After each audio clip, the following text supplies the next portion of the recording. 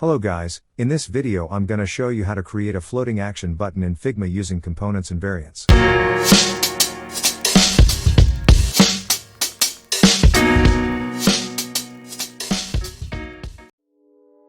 First I'm gonna create an ellipse of height 64 and width 64 with a green background color. Next I'm gonna place a plus icon on top of it and change its color to white. Let's make another ellipse of width 40 and height 40. Make 2 copies of the ellipse, then change the background color to green.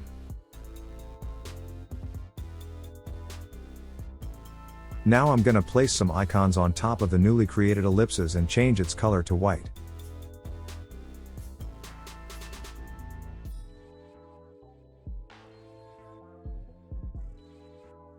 Let's move it out of the frame.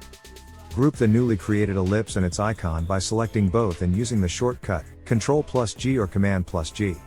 Now select all the items and group it.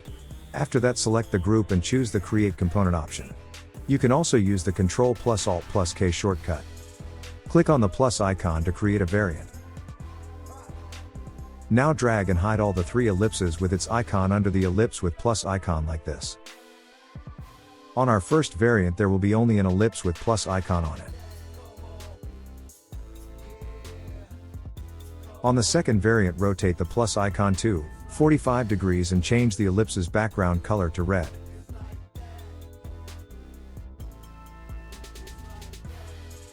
Now go to the prototype mode. Click on the plus button on the first variant and drag to the second variant to form an interaction. Set the interaction trigger to on tap, animation type to smart animate.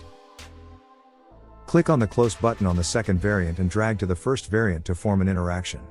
Set the interaction trigger to on tap, animation type to smart animate. Now go to the assets panel and drag the component to a frame.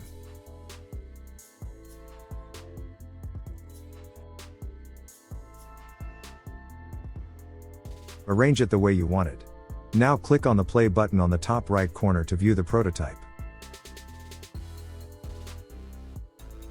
Click on the plus icon to open the floating action button and click on the close button to close it.